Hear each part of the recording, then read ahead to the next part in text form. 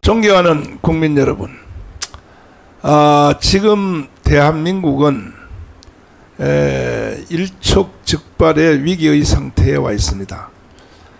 그러나 국민들은 이 사실을 잘 모르고 있습니다.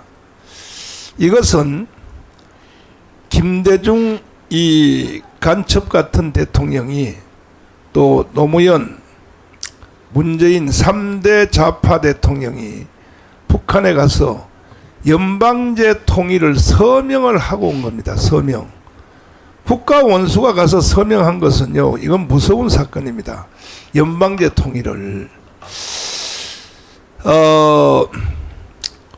서명을 하고 왔기 때문에 이것은 법적인 효과도 있는 것입니다. 거기에다가 이번에 총선에서 완전히 사기극을 펼쳐서 192석을 만들었습니다. 야당이. 그럼 끝난 거죠, 이제. 네.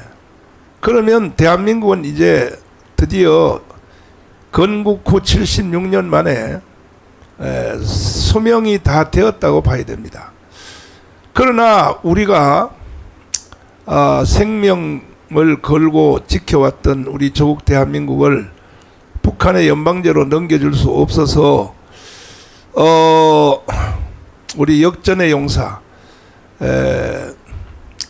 이제 그 군대에서 일생 국가를 위하여 생명을 바쳐 오신 우리 장군님들을 모시고 지역방위대, 대한민국 수호 지역방위대를 우리가 조직하기로 확정을 했고, 이 지역방위대를 신속하게 한 달 안에 완전히 조직해야, 그래야 대한민국을 지킬 수 있습니다. 이것은 지역방위대는 미국이 가지고 있는 그 방위대, 그것을 우리가 벤치마킹해서 우리 한국식으로 우리가 만들어서 계속 진행하려고 합니다. 미국은 현역들은 전투 현장에 가서 싸우고, 미국의 그 본토 자체는 다 예비역이 지키고 있습니다. 미국은. 그래서 지금 우리나라가 향토 예비군, 향군이 있지만 저 향군이 완전히 무너졌습니다. 지금. 아니 지금 보십시오. 향군에서 투표하면요, 좌파 우파가 5대5로 나와요. 5대5로. 아니 군번을 가진 사람들이 이 대한민국에 대해서 이해를 못하고 있다는 거죠. 그걸 군대 생활 그 허탄 거죠. 허탄 거지. 특별히 군대 생활 안에서 그 정훈 장교, 이 정훈 교육이 완전히 무너졌기 때문에 군대 생활을 해봤자 국가가 뭔지 몰라요. 대한민국이 왜 탄생되었는지, 왜 존재하는지 모르고 있는 것입니다. 대한민국은 이승만이가 세웠고 박정희가 일으킨 나라입니다. 이 두 사람이 없었으면 이미 대한민국은 없어졌던 것입니다. 그리고 또 정부로부터 그 보조금을 받는 단체들이 있죠. 자유총연맹. 그 1년에 한 30억 이상 받을 거요. 거기도 투표하면요 5대5요. 5대5. 정신 나갔죠. 자유총연맹, 자유를 지키겠다고 하는 단체가 투표하면 그 5대5입니다. 거기다 새마을중앙회가 뭡니까? 새마을중앙회. 새마을중앙회는 박정희 대통령이 국무총리형으로 만든 거 아닙니까? 그것은 얼마나 지원 많이 받아요? 새마을중앙회. 거기도 5대5야. 거기도 5대5. 평통자문위원회. 하이 기가 막히죠. 평통자문위원회요. 그 국내 외국 양쪽으로 되어 있는데, 국내도 그렇고 외국도 그렇고, 저요 저 미국 같은 데 투표하면요 오히려 집니다. 좌파들한테. 그게 무슨 평통자문위원회입니까? 그것이. 거기다 이제 또 하나 있다면 이부 오도청이 있는데, 이부 오도청도 이게 벌써 3대가 내려와 가지고 할아버지 때 내려왔단 말이에요. 그 다음에 이제 아버지 때 또 이 대한민국에 살았단 말이에요. 이제는 손주 때로 내려갔거든요. 이게요 투표하면 좌파한테로 좌파가 더 많이 얻어요. 좌파가 이북 오도청도. 그러니까 자기 할아버지가 왜 북한을 버리고 한국에 왜 왔는지를 모르는 겁니다. 그 중에 대다수는 기독교인들입니다. 어떻게 내려왔냐고요? 자, 1945년 8월 15일 해방이 됐죠. 해방이 되니까 북한에는 김일성이가 점령했습니다.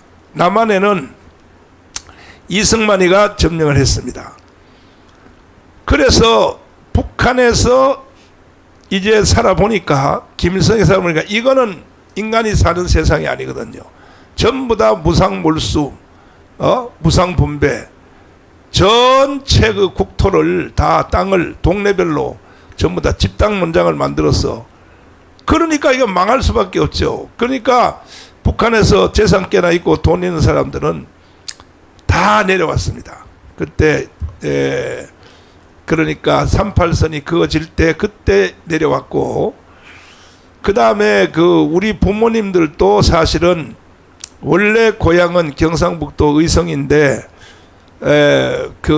평양에 돈 벌러 갔다가 해방을 평양에서 맞이했어요.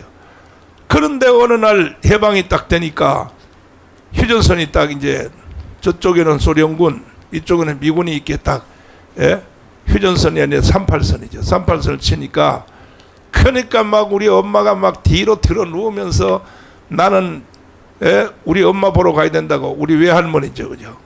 막 뒤로 누우니까 그는 우리 아버지가 발로 차고 말이야, 뭘 어디를 가, 나는 가야 된다고 해서 그래 때를 써가지고 그 개성 바로 앞에 역까지 갔다 와서, 그 다음에 저녁에 보니까 이미 벌써 38선이 막혀서 돈을 주고, 길잡이들한테 돈을 주고 밤중에 산길을 안내를 받아서 내려와서, 잘못하면 저도 북한에서 태어날 뻔했습니다. 큰일 날 뻔했습니다.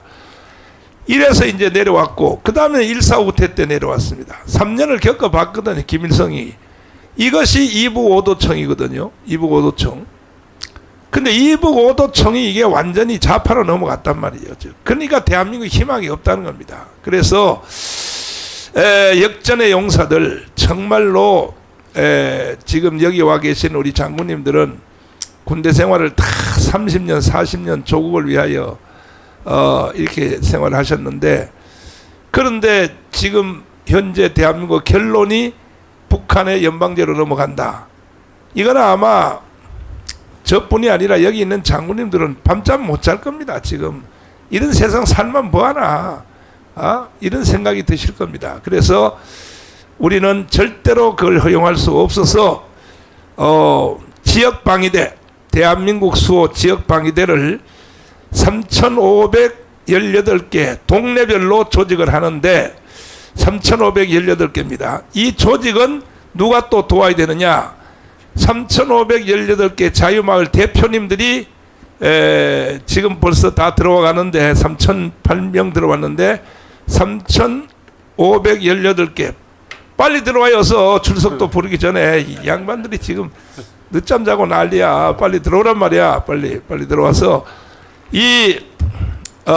우리 자유마을 3,518개 자유마을 대표들이 이것을 조직을 해서 이 장군님들한테 지휘를 맡겨야 됩니다. 일단 원칙이 뭐냐 하면은 그 자기 동네에서, 동네 그래봤자 얼마 안 돼요. 우리도 지금 여기 장이동인데, 장이동은 다 뭐 앞뒤 집 옆에 이게 더 걸어다니는 지역 아닙니까? 그래서 그 중에서 현역으로 있을 때 계급이 제일 높은 사람을 일단은 지역방위 대장으로 일단 임명을 하고, 그 다음에 부대장, 그 다음 계급 있는 사람 부대장하고, 그 다음에는 사무총장 또 임명을 하고, 그래서 이렇게 조직하여 군번을 가진 사람들은 다 회원으로 여기 들어와야 됩니다. 일단 이 사이트를 한번 띄워주세요. 위로 보시면 사이트 한번 띄워주십시오. 위로. 자, 이게 지금 누구든지 핸드폰이 있으면 가입을 다 할 수 있게 되어 있습니다. 가입하기 딱 써있죠. 거기다 딱 누르면 그 다음에는 자기의 주소 치고 연락처 치고 계급 치고 하면 누구든지 다 들어오고, 그러니까 군번 가진 사람은 다 들어와야 되고, 그 다음에 이 방위들도 군번이 있더라고요. 그러니까 방위들도 다 들어와야 되고, 그 다음에는 군번 가진 사람하고 같이 사는 부부 있죠. 부부. 그 사람들도 다 회원입니다. 예. 그러니까 자기 남편이 왜 군번을 가졌는지를 의미를 알아야 되는 거야. 대한민국을 북한에 넘기려고 군번 가진 게 아니지 않습니까? 그래서 지금 우리 그 기독교 세력이 약 70%인데 광화문 운동을 할 때에, 그 다음에 안보 세력이 30%입니다. 그러니까 우리 기독교 세력만 가지고는 힘이 딸려요. 안 돼. 대한민국을 지키게 딸린단 말이에요. 그래서 우리는 지역방위대를 우리가 조직하기로 하고 오늘 이 장군님들을 이 자리에 다시 모셨습니다. 자, 소개를 일단 각자가 먼저 소개를 쭉 한번 해주시면 우리 국민들이 다 이해하도록 하겠습니다. 우리 차관님부터. 안녕하십니까. 네. 국방부 차관을 지낸 이정린입니다. 그 다음에 또. 안녕하십니까. 저는 해군대학 총장을 역임한 홍순성 제독입니다. 아이고, 제동님이 오셨어요. 또. 예. 예, 저는 안보시민단체 총연합 상임 대표인 김수열입니다. 네. 또. 예.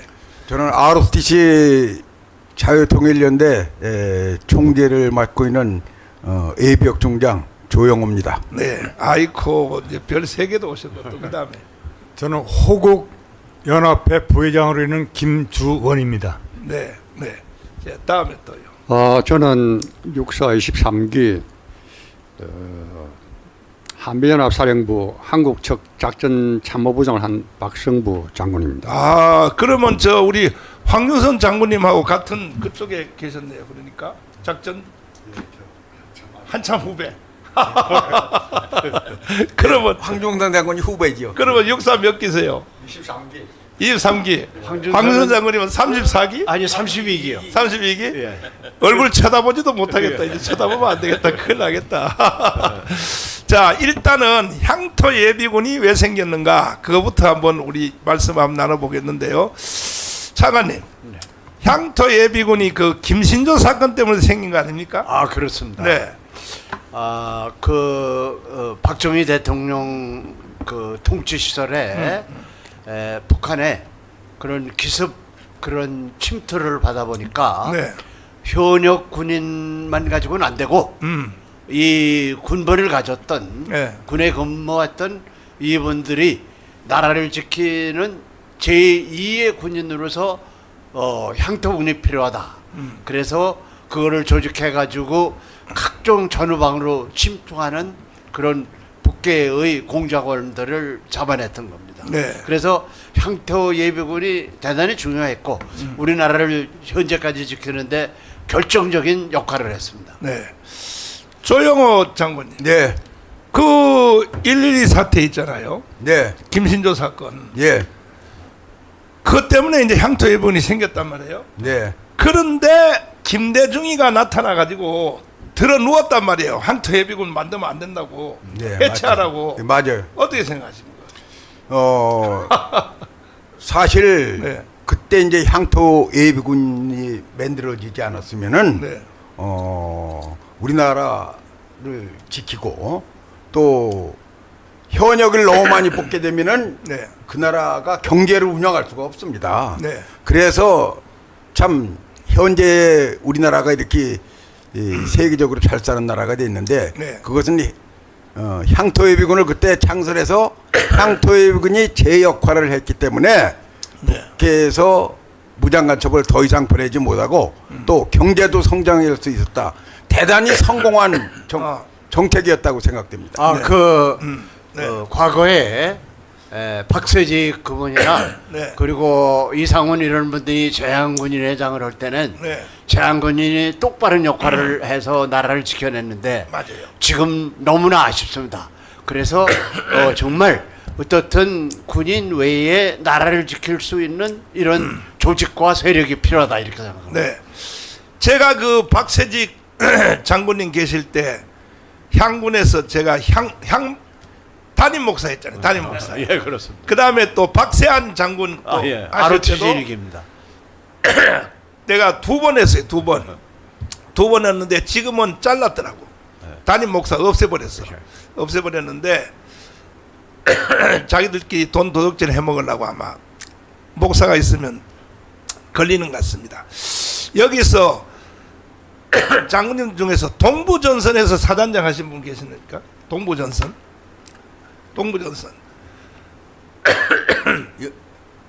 예, 동부정선에서 사단장하는 사람은 지금 없는 것 같습니다. 아 그래요? 그러면 우리 제일 왼쪽에 계신 우리 박승부 예. 장군님. 장군님, 그 북한 아들이 그 저 잠수함으로 침투를 했다가 그게 잠수함이 이제 그 어망에 걸려가지고 이놈들이 이제 그 못 돌아갔잖아요. 예, 상륙했죠. 그래서 상륙을 했잖아요. 그때에 이제 현역들 보다가 향토 예비군이 비상이 걸렸지 않습니까? 그때 맞습니다. 예. 비상 걸려가지고 근데 북한 애들 그놈들이요 그 몇 마리 못 잡았죠. 북한 다시 다 올라갔죠. 그런 새끼들 아닙니다. 아닙니다. 거의 다 잡았어요. 사살했죠. 사살. 자체에서. 사살했어요. 예, 저놈들이 자체에서 사살하고 네. 항명가가 올라간 걸로 알고 있어요. 제가 근데- 알기로는 근데 한 그게- 사람, 한 사람 올라간 거. 한 사람 올라갔어요. 예, 한 사람 올라갔는데 네. 이 사실 이제 이 북한이란 게 전쟁 우리가 6.25 전쟁 나고 난 뒤에 네. 혹은 또 그 전에 네. 이 노동당 교육에 대한민국을 척하시게 된다는 이런 목적에서 네. 아마 그때부터 지금 현재까지 북한은 무장 공비라든가 간첩을 내보내고 있죠. 이제 그게 네. 그게 이제 우리 김신조 때가 이제 68년도 68년도. 예.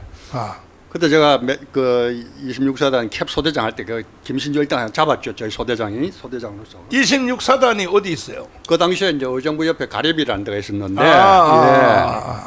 그때가 이제 앵무봉이라든가 은봉산 요 지역에 이제 침투를 들어왔죠. 이제. 또. 네네네. 근데 여러분들은 이제 그 뒤에도 이제 저희가 월남전 참전했을 때도 네. 동해안에 네. 그 간첩이 한 100여 명이 들어왔고 와. 그 뒤에도 뭐 청와대 기습 사건을 비롯해 가지고 네. 90년도 방금 말씀하신 네. 이런 그 무장 공비들이 잠수함 타고 들어오고 네. 그것이 동해안, 남해안, 서해안 혹은 또 지상으로 네. DMZ를 통해서 이런 식으로 지금까지 들어왔다는 거지. 네. 그게 어떻게 보면은 그것이 뭐 하루 만에 들어온 것도 아니고 연속적으로 70년단 들어가지고 대한민국을 이렇게 교란시키고 있는데 네. 그게 어떤 제가 지금 생각하는 거는 44년 전에 네. 우리가 강주에 사태 났을 때도 네. 그런 맥락에서 무장 공비들이 엄청나게 대한민국을 갖다가 각 지역별로 들어와 있었다는 거죠. 네. 그다음 옆에 우리 장군님. 예, 장군님은 그 저 사단이 어디 있었습니까? 그러니까 서울에서 사단장을 했습니다. 서울에서요? 예. 아유 정말로 진짜 보직 잘 받으셨네요. 그러면 뭐 수경사 뭐 이런 쪽이네요. 예, 수방사 이하의 수방사. 57사단이라고 네. 현재 목사님이 계신 이곳도 제가 여기 담당하고 관련. 있습니다. 아 여기에 그러면 전쟁이 딱 일어나면 이 현역 군인들은 전방에 접전해서 전투를 해야 되고 이 요즘은 이제 전쟁이 일어나면 전면전이니까 전후방이 없다고 하지 않습니까? 북한에는 그 저 공수부대 AN2기라고 하는 그 레이더에도 안 잡히는 경비행기요. 경비행기 방송실 AN2기 한번 찾아가지고 한번 보여줘봐. AN2기가 요게 이제 낮게 날고 그 다음에 나무로 돼가지고 이게 레이더에 이제 금속이 많이 없으니까 레이더에도 잘 안 잡히는데 그러니까 북한의 이게 공수부대 이제 그 12명 걔들이 타고 이제 살짝 여기 한국에 내려 앉아 버리면 이거는 뭐 전쟁이 그냥 이게 전후방이 없이 그냥 맞붙어 버리지 않습니까? 바로 그때에 역할을 해야 될 것이 항군 아닙니까? 그렇습니다. 그렇죠. 예. 근데 요즘 이 항군들 보면요, 이 군기가 빠져가지고 목사님이 네 생각하시는 만큼 그렇게 군기는 많이 안 빠졌습니다. 많이 안 빠졌어요? 아니 현역 말고 향토 예비군 다 그 대비를 하고 있고 대비하고 있어요. 예. 내가 볼 때는 그 저기 뭐 그 예비군 내가 거기서 이제 담임 목사 2번 해봐서 아는데 아이고 보니까 그 돈만 도둑질 해가려 그래고 거기 향토 예비군 거기 지금도 한 빚이 한 5천억 되지요. 지금 향군이 잘 몰라요. 빚이 한 5천억 지금 한 6천억 정도 되는 걸로 알고 있는데. 그렇지, 향군. 근데 향균을 근데 북한의 네. 위협을 핵 이것만 따지는데 사실은 네. 북한이 특수한 부대를 위로 20만을 올려줘. 사진 위로 올려줘. N2기 나왔어요. 네, 드디어. 20만을 갖고 있습니다. 아, 20만이 전후방에 침투를 하도록 이렇게 돼 있는데 이거에 대한 대비는 현역이 다 할 수 없습니다. 이거는 향군이 네.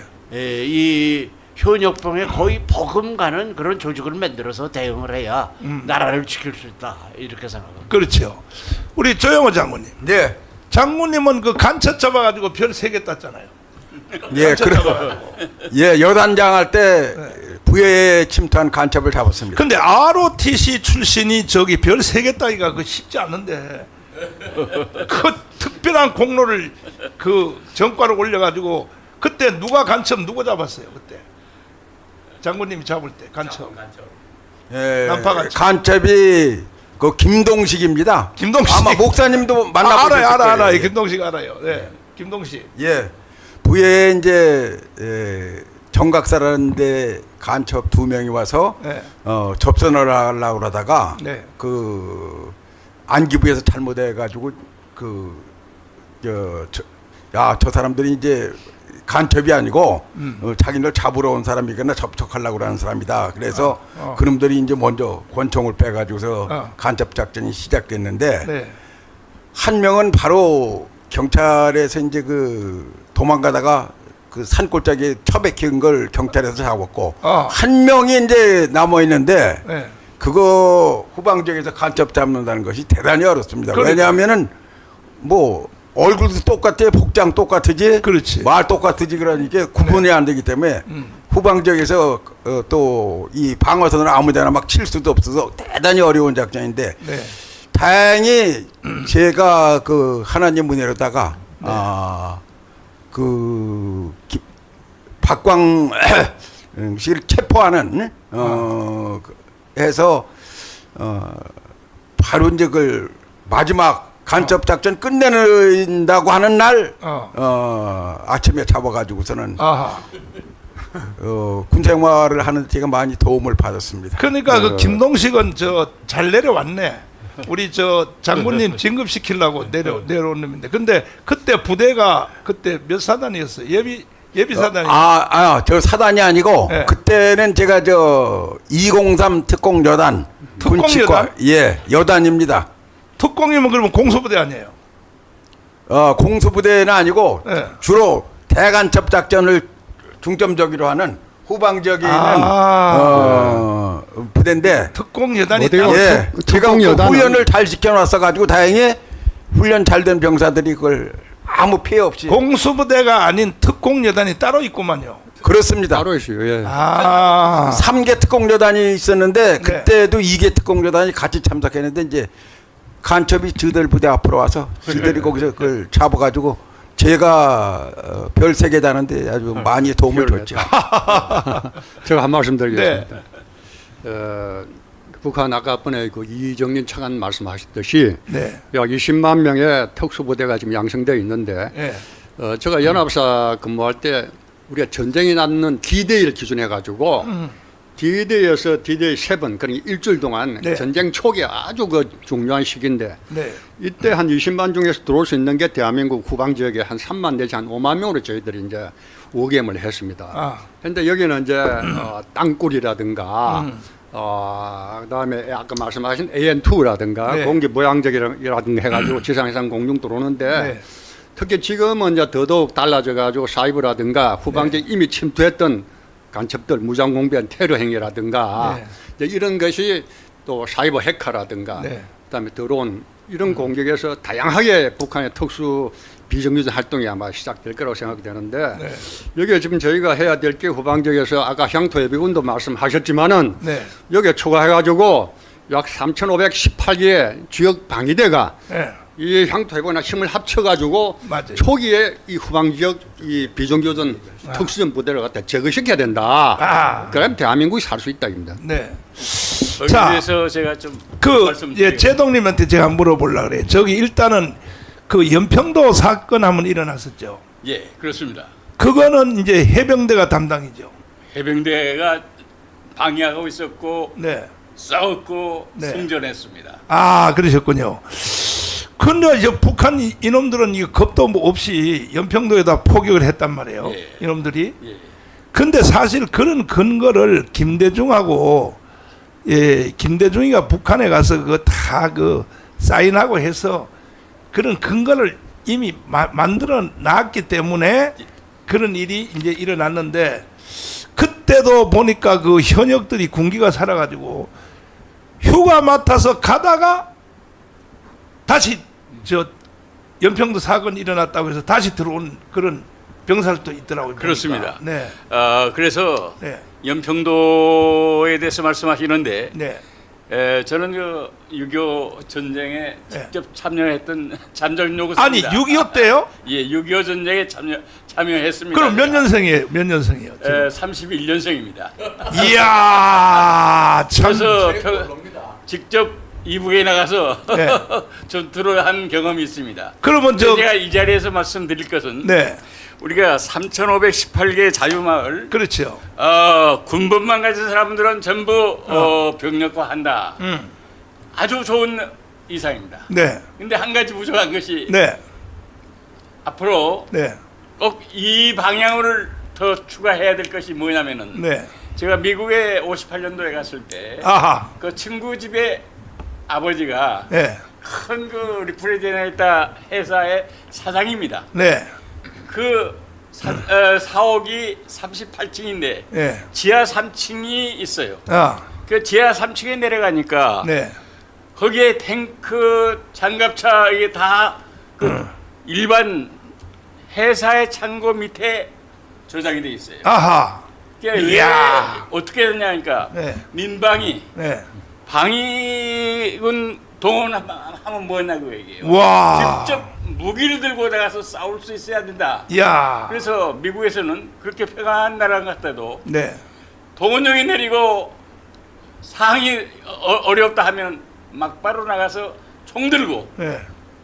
장갑차 타고 아. 나가서 실제 전쟁하는 식으로 연습을 합니다. 이야. 우리가 지금 3,518개 그저 자유마을 네. 군번만 가진 자는 전부 병력화한다. 네. 병력화해서 뭘 가서 싸우겠다는 것입니까? 그래서 각지에 네. 각 곳에 네. 무기고 만들고 아. 장갑차 장치하고 네. 장갑차 운전할 수 있는 사람들 다 배치하고 그렇죠. 이런 조직이 필요합니다. 네.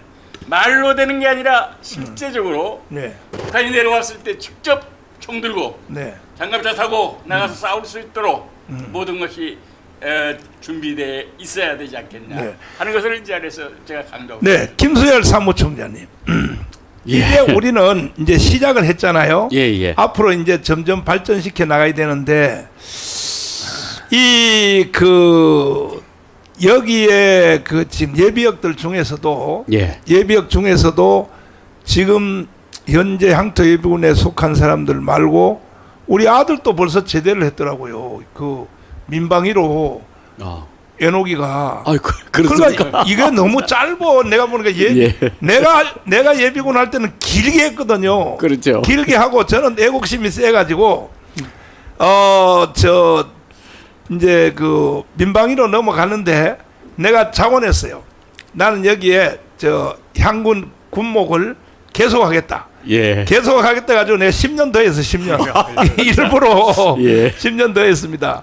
10년 더 했는데 그런데 지금 그 미국 같은데 이런 예. 데는 그 예비역들도 일종의 교육을 받고 훈련을 받으면 예비역이 진급이 된단 말이에요. 진급. 그렇죠. 이 제도도 우리도 한번 도입을 해야 될 것 같아요. 예? 당연히 해야 됩니다. 네. 그거 박정희 대통령 계실 때 네. 병장 달고 소정의 교육을 받으면은 어. 소위로 임관하는 그런 제도를 만들었는데 그게 없어졌습니다. 아. 지금 여기 보면은 뭐 사회 나가지고 발전하는 게 계속 ROTC라든지 이런 경우에 계속 발전하고 네. 사회 전명층이 되는데 계급 물어보면 중이다 하니까 아이코 이 낮게 생각하는 것도 병장으로 전향했다 하니까 그게 아닙니다. 아. 계속해서 꾸준하게 소정의 교육을 받으면은 네. 그렇게 될 수 있도록 해야 이게 네. 제대로 된 그 향토 예비군이 되지 않을까. 지금 네. 우리 향토 예비군은 전 세계가 가장 부러워하는 제도입니다. 아, 거미줄처럼 방어망이 형성돼 있고 어. 또 각종 건물에 대 모든 게 지금 방어 시설이 돼 있는 네. 정말 잘 돼 있는 겁니다. 그리고 네. 이 예비군이 아까 군기에 빠졌다 그랬는데 네. 예비군은 동원회가 소집만 하는 그 자체가 대단한 훈련입니다. 대단해요. 그래서 이제 우리 목사님이 염려하시는 건 그런 외부의 적보다가 네. 내부에 이게 붕괴돼 가지고 우리가 믿고 있었던 조직들이 자경화되거나 해가 힘을 못 쓰는 네. 이런 상태를 우려해서 지금 이걸 만드는 거 아니겠습니까? 정신이 무너져. 예, 1000만이 있으면 뭐합니까? 100만이 있으면 뭐합니까? 조직돼 가지고 일사불란하게 움직일 수 있도록 이렇게 하자는 게 목사님 생각이고 또 우리도 그 정말 좋은 생각이 돼가지고 저는 지금 이렇게 적극적으로 나온 겁니다. 장관님. 네. 미국하고 호주는요 일정의 교육을 받으면 계급이 올라가잖아요. 아, 올라갑니다. 예비역 중에서도 아, 올라갑니다. 올라간대요. 아, 그렇습니다. 그걸 우리나라에서도 도입하는 거 어떻게 생각하세요? 아, 당연히 도입해야 됩니다. 네. 그리고 네. 저는 그렇게 생각합니다. 우리 역사를 보더라도 네. 우리 국가가 위기에 처해 있을 때 정부 말고 임진왜란 모든데 이런 애국 세력이 나타나서 나라 지켰지 않습니까? 네. 지금 우리나라 현 상황은 제가 볼 땐 5천년 역사에서 굉장한 위기입니다. 아, 그래서 목사님께서 지역 방위대 이렇게 네. 하신 거는 시적절하고 네. 대단히 중요하고 네. 그래서 저는 이게 두 가지 역할을 해야 된다고 생각합니다. 네. 왜? 이 국가가 이렇게 좌경화되고 우리 고려 연방제로 넘어가려는 국민 여론을 바꾸는데 큰 역할을 하고 그렇죠. 두 번째는 네. 이 그 북한의 전후방 도처에 침투할 수 있는 적을 막아내는 대비태세를 강화하는데 이것이 결정적인 역할을 한다. 네. 저는 이렇게 두 가지 측면에서 대단히 중요하다 이렇게 생각합니다. 네. 일단은 중간에 투표를 또 한번 해보고 진행하도록 하겠습니다. 여기 지금 자유마을 3,518명은 다 들어왔는데 동 대표들이 다 들어왔는데 여자들도 하루 동안 현역 부대에 가서 훈련을 받으면 계급장 달아준다. 그러면 여기 있는 여자들 중에 한번 대답해봐요. 나도 하루 훈련을 받고 계급장 달겠다. 1번이야. 근데 에이 난 그런 거 필요 없어. 나는 그거 안 할 거야. 그거는 2번이야. 2번. 나도 하루 동안 군대 가서 훈련 받아가지고 나도 계급장 달겠다. 1번. 이거 보세요. 다 여자를 다 1번 다 쓰잖아요. 보세요 이거. 이게 정신무장이 이렇게 잘 돼 있단 말이에요. 이거 다 계급장 다 닫아준다니까 다 하루만 교육 받으면 교육 다 받아서 이러면 되는 거야 이제 이렇게 하면 되는 거야 이제. 계속 올려봐요. 위로 계속 올려봐요. 전부 다 1번이야. 2번은 하나도 없네. 2번을 쓰기만 해봐. 내가 가만 안 놔둬. 2번 없는데요. 2번 없어요. 2번 한 명 나왔어. 이제 2번 한 명 나왔어. 아, 2번 이름이에요? 그렇구나. 근데 어떤 면에서는 네. 제가 이 37년간을 했는데 네. 남자들보다도 여자 군인이 굉장히 야무락집니다. 그리고 세계적인 추세를 볼 때 네. 전체 군인의 한 13%를 영혼으로 하는 나라도 많습니다. 아. 그래서 저는 우리나라도 이제 병력 자원이 부족하기 때문에 여자 군인의 비율을 상당히 높이고 네. 또 거기에 대한 그 합당한 그런 계급 구조도 줘야 된다 이렇게 생각합니다. 네. 네.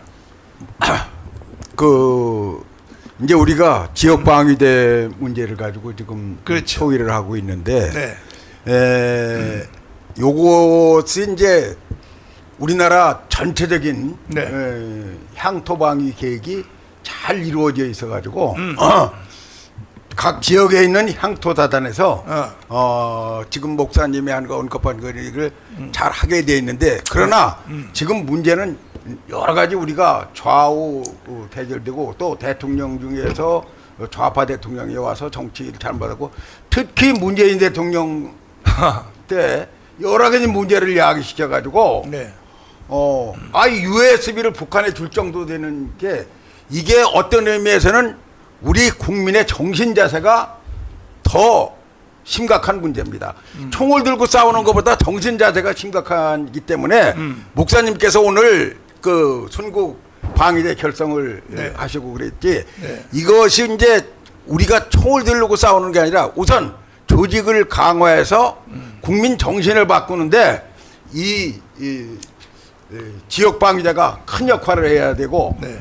실질적으로 간첩을 잡고 그러니까 간첩들이 대거 남아 있을 때 거기에 대한 조치는 향토 사단이 다 돼 있고 제2작전사가 돼 있어 가지고 네. 거기를 중심으로 하기 때문에 우리가 이제 여기서 더 포커스를 맞춰서 나가고 발전시켜야 될 것 같으는 어떻게 국민 정신이 바로 적과 싸울 수 있는 대한민국 국민 네. 자유민주주의 체제를 유지하는데 네. 우리가 이렇게 자유민주주의 체제를 잘 살게 되는데 그렇게 하는 것을 파괴하려고 하는 세력하고 국가 재건 세력과 국가 파괴 세력과 싸움에서 이기기 위해서 이 순국방위대가 필요하다고 이렇게 네. 생각을 갖습니다. 근데 김대중 대통령 때부터 적을 적이라 부르지 말고 형제라고 부르라고 이렇게 가르쳤단 말이야.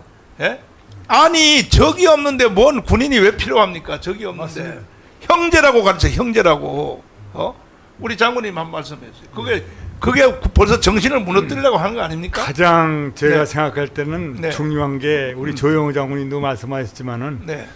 지역에 있는 향토 이부근하고 네. 잘 접목을 해서 우선 우리 국민이 네. 정신 교육이 똑바로 돼서 맞아요. 꼭 적과 싸워서 이길 수 있는 이런 마음의 자세가 중요하다고 생각을 합니다. 네. 그래서 그러한 국가 간이 꼭 필수적으로 우리가 먼저 갖춰져야 되지 않느냐.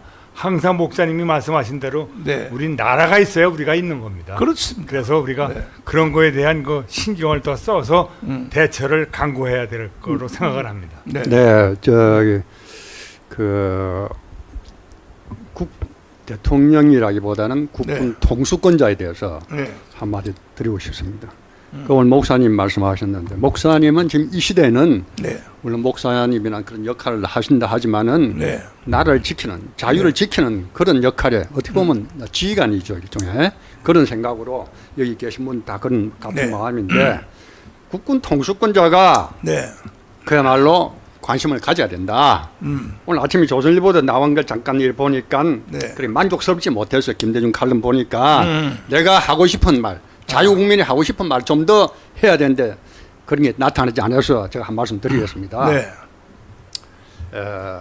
지난번에 우리 윤 대통령께서 그야말로 한미일 정상회담 네. 자유를 갖다가 지켜야 되겠다. 네. 그다음에 그 전에 한미 워싱턴 정상회담에서 북한의 핵을 갖다가 제어하기 위해서는 우리가 여기에 힘을 모아야 되겠다. 정말 자랑스럽고 좋았던 거죠. 네. 국민이 믿을 수 있는 상황이죠. 네. 그렇지만 조금 돌아와서 국내로 한번 보시자 이제. 네.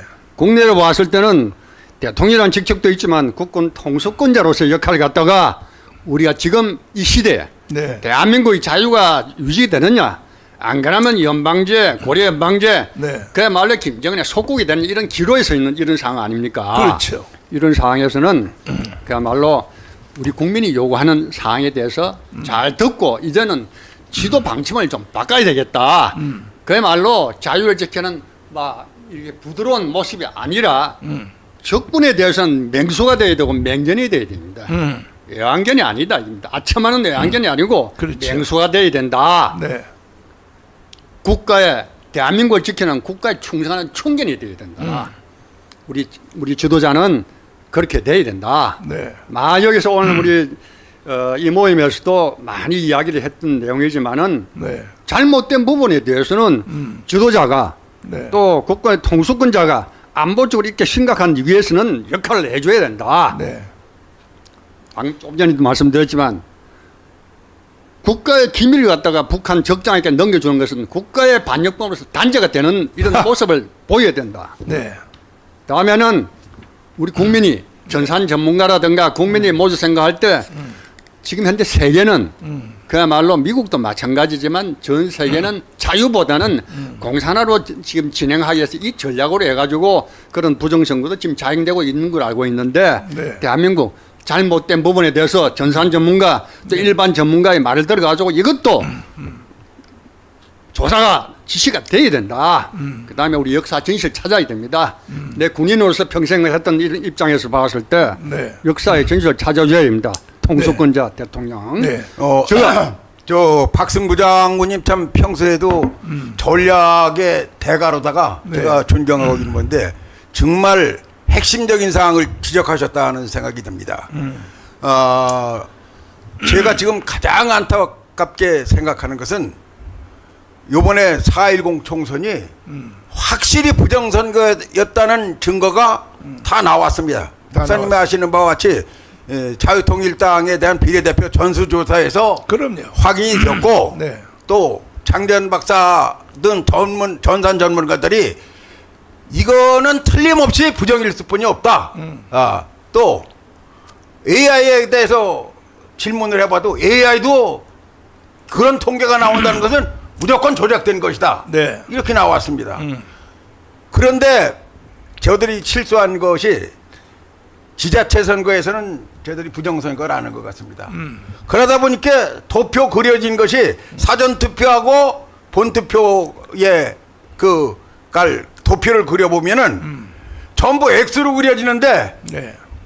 지자체 선거에 한 것만 수평하게 간 겁니다. 그렇습니다. 부정선거 안 하면 수평하게 간 겁니다. 그렇습니다. 그건 자유우파가 많이 당겨졌습니다. 네. 이것은 분명히 부정선거라는 증거가 확실히 발견되는데 이 부정선거는 지금 국회의원 누가 몇 명 어느 당에서 걷어내냐 이런 문제가 아니고 대한민국의 안보를 국가를 지키느냐 못 지키느냐 그거하고 직결된 문제이기 때문에 확실히 짚고 넘어가야 됩니다. 이 목사님이 다행히 부정선거를 이렇게 강력하게 하기 때문에 목사님은 대한민국 애국 세력의 중심에 계시기 때문에 잘 알고 계시지만은 이걸 아직 모르는 국민들이 많기 때문에 이걸 확산시켜 나가는 것이 대단히 중요하다고 생각됩니다. 그런데 그 사실은 4년 전에도 부정선거가 있었거든요. 그렇습니다. 근데 우리 변호사들이 4년을 투쟁을 했다고요.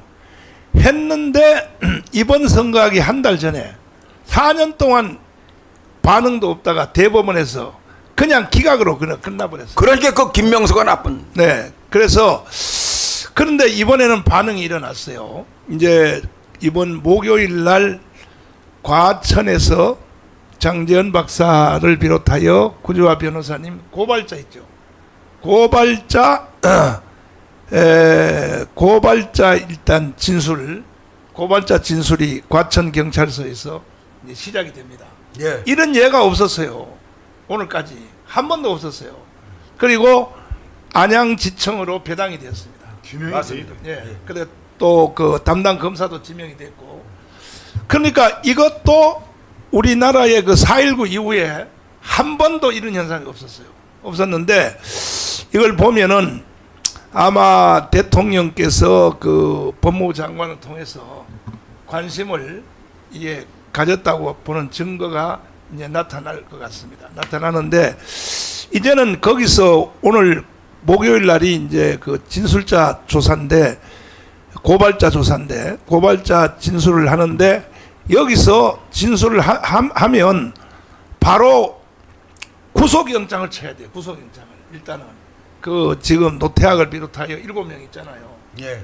구속영장을 바로 쳐서 구속시켜 놓고 증거인멸을 한단 말이야. 그러니까 그 다음에 바로 그 서버를 압수수색 들어가야 된다고.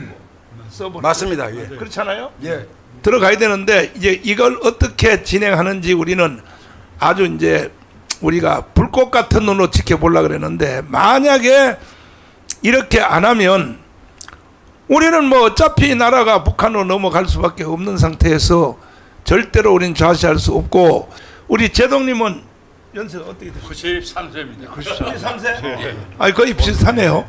근데 이 할아버지가 이게 남로당에 포섭된 것이 왜 포섭이 됐냐 하면은 이게 해방 전이죠. 해방 전에 이 박헌영의 남로당에 포섭이 돼서 된 이유는 이 할아버지가 이제 자기 아버지가 이제 그 바람이 나가지고 이 할아버지 하나를 낳고 엄마를 버렸다고. 버리니까 이 할아버지가 자기의 엄마의 친정집인 임실, 전라북도 임실에 거기에 이제 친정집에 와서 이제 사는데, 근데 이제 그 원래 그 외갓집의 원래 자녀들은 전부 다 전라도에서 제일 좋은 전주 북중학교를 다 보내주는데, 아 이거 초등학교 졸업하는데 자기는 중학교를 안 보내준단 말이야. 그래서 이제 열받아 가지고 왜 나는 중학교를 못 가느냐 하는 찰나에 일본에서 유학하고 온 와세다 대학을 졸업한 동네 형님이 너 그렇게 공부하기 원하냐? 공부하기 원한다. 그러면 내가 공부를 시켜줄게 하면서, 그 공부가 뭐냐면 볼셰비키 혁명의 책을 줬어요. 볼셰비키 혁명의 책을 주면서 빨간 걸로 되어 있는데, 이것을 다른 사람들이 보는 데서 읽으면 안 되고 장독간에다 숨겨놨다가 너가 읽을 때만 꺼내서 봐라. 그래서 볼셰비키 혁명책을 봐서, 그래서 이제 이 남로당에 포섭이 되었습니다. 이 할아버지가 포섭이 됐는데, 그때에 이제 김대중이가 바로 남로당에 그 전라남도 연락책을 하고 있었어요. 이 할아버지도 연락책을 하고 있었는데, 그 김대중이하고 잘 안다 이 말이야. 그때에 잘 아는데, 이 할아버지가 이제 그 연락책을 하고 있을 때 6.25 전쟁이 일어났어요. 전쟁이 일어나니까 인민군들이 와가지고 이 할아버지한테 완장을 채워준 거예요. 완장을. 그 완장의 위력이 무섭습니다. 완장을 채워주니까 지주들을, 대나무를 깎아서 지주 어른들을 찔러 죽여버렸어요. 동네 지주 어른들을 찔러 죽이니까, 그런데 낙동강 전투까지 갔다가 인민군이 다시 3달 만에 퇴각하니까 엄마가 하는 말이, 너는 이제 한국에서 못 산다. 남한에서. 왜? 동네 지주 어른들을 찔러 죽였으니까 너 인민군 따라 북한으로 올라가라. 그래서 충청도 영동을 지나서 문경 세제를 건너서 태백산맥을 따라서 이제 인민군하고 만나서 가가지고 북한에 가서 24년을 살았습니다. 그 차관급까지 했어요. 차관까지 했는데, 어느 날 이 할아버지한테 김일성대학도 나왔고 같은 빨갱이니까 대접을 잘해준 거죠, 처음에는. 그런데 이제 간첩학교에 징집이 돼서 간첩학교에서 교육을 4년을 받고 홍명이라고 하는 남한 출신 북한에 올라간 부수상, 제일 높이 된 부수상인데, 임꺽정 소설을 쓴 이 부수상이 이제 해주에서 마지막 파송하는 전날 파티를 막 해주면서, 너희들이 남조선에 가서 간첩활동을 잘해서 성공하고 돌아오면 계급이 어렵게 높아진다, 막 이런 이제 유혹을 다 하면서, 그런데 이 할아버지만 옆방으로 딱 데려가더니 하는 말이, 너의 임무는 조선인민회의에서 결정되기를 전라남북도의 도당위원장으로 너가 임명이 됐다. 이렇게 이제 말해주면서, 여기서 이제 김대중 얘기가 나오는 겁니다. 너는 남한의 간첩으로 내려가서 김대중을 대통령을 만들어라. 이렇게 이 할아버지한테 임무가 떨어진 거예요. 이래서 이제 68년도에 이제 저 인천 송현동을 통하여 이제 한국에 난파돼서 왔는데, 북한의 간첩학교에서 4년 동안 가르친 제1호가 뭐냐? 절대 엄마를 만나지 마라. 엄마를 만나지 마라 그러는데, 송현동에 도착하니까 엄마가 보고 싶어서, 이거 피는 물보다 짙단 말이에요. 그래서 보고 싶어가지고 엄마가 들에 일하러 가는 걸 뒷꼭지를 보고 돌아오고 했다가, 나중에 결국은 엄마를 만난 것 때문에 자수를 하게 된 거예요. 자수를 해서, 이 자수간첩입니다. 자수간첩이 증언하기를, 그때 간첩학교에서 배운 그대로 이 남한에서 그대로 진행되는데, 제일 큰 사건이 뭐냐? 어느 날 김대중이가 대통령이 되더라는 거야. 김대중이가. 그래서 이 할아버지가 한국에 와서 다시 결혼해서 딸 하나를 낳았는데, 부인하고 딸을 미국으로 먼저 도피를 시켰고, 그 다음에 김포공항을 통하여 이 할아버지도, 왜? 김대중이 대통령 되는 거 보고, 아, 남한은 끝났다. 남한은 끝났다. 간첩이 대통령이 됐으니까. 그래서 김포공항으로 이제 나중에 도망가려고 하는데, 이미 거기서 검열에 걸려가지고 이 자수간첩이란 게 딱 여권에 나오니까 이래서 못 가서 자살을 하려고 그러다가 내가 자살할 일이 아니라 김대중 저놈을 죽여야겠다. 이래서 이제 살았는데 지금 오늘 내일 해요.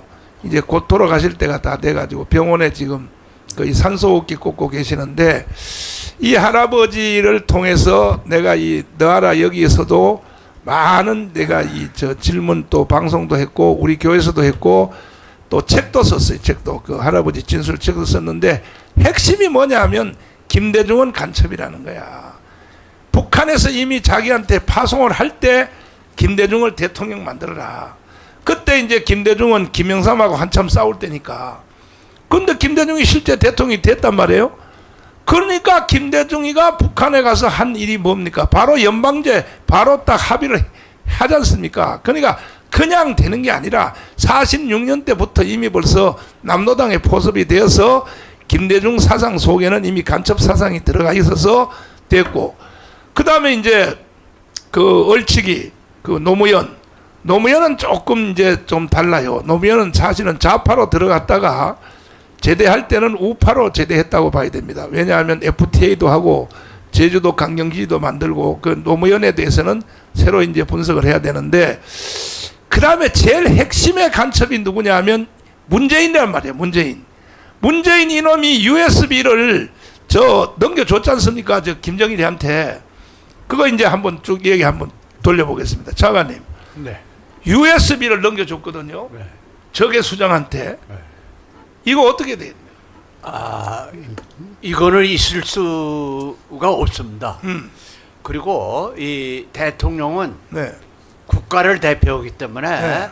정상회담이니 그런 데 대한 원칙을 국민에게 설명을 하고 동의를 얻은 거를 전제로 해서 회담을 해야 되고. 네. 근데 이 비밀리에 USB를 맹글어서 네. 김정은한테 줬다. 네. 이거야말로 간첩 행위 중에서 최고의 간첩 행위다. 이렇게 생각합니다. 예. 박승부 장관. 방금 말씀하셨는데 김대중에 대해서 정말 그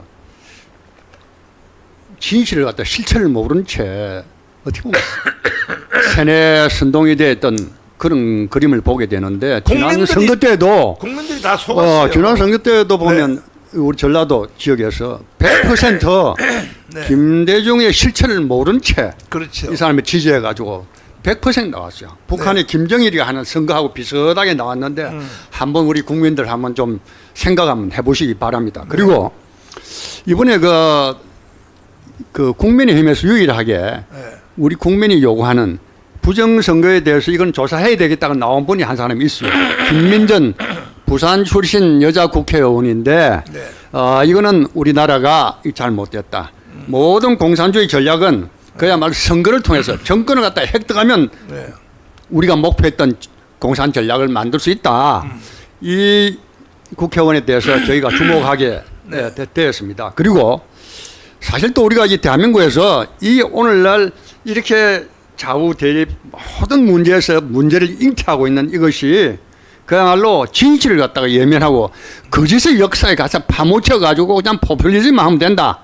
지난번에 제가 좀 죄송한 이야기지만은 우리 국민의 비상대책위원장 또 그전에 대책위원장 이 두 분들 가만 보니까 왜 진실을 찾는데 노력하는 지도자의 모습을 안 보이고 거짓의 역사에 파묻히려고 그럽니까?